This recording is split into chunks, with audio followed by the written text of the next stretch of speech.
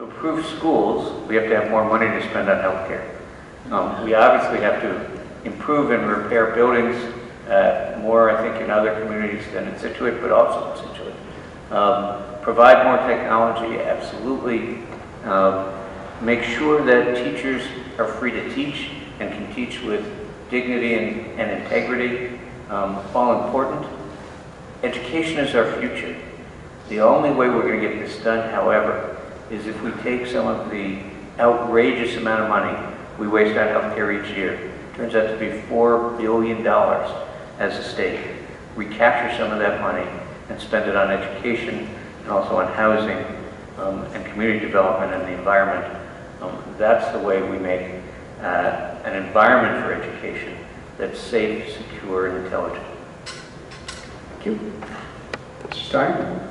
I recently had a great conversation with a group of teachers, and I'll paraphrase one of our school committee members. I won't get it exactly right, but our teachers are our greatest resource here in Scituate, and I think we need to do all we can to invest in our school system in order to attract more students into our community. So I think our CTE program is a great start in investing in 21st century jobs.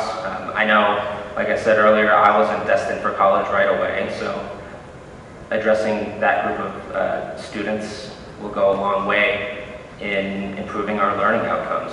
So education should be our top priority right here in Scituate. It's the first thing we can invest in right here. Okay, thank you. Mr. Safford? I think that Rhode Island really needs two plans. We need to have a different approach in the rural communities than we do in the urban areas. And the reason for that is the rural communities in Rhode Island, each municipality is overburdened by redundant operational costs that they shouldn't need to take on their own. We have a superintendent in Scituate, we have a superintendent in Foster, we have a Foster Gloucester, we have one in Burrillville, North Smithfield. We really only need one superintendent. That doesn't mean regionalize the school departments, but we could regionalize just that oversight.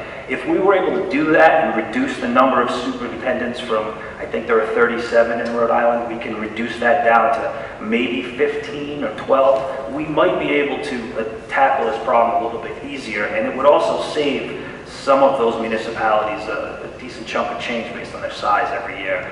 It's not a regionalization per se, but it's a step in that direction so that we can have some sort of conformity amongst the rural schools and then do something different in the urban areas.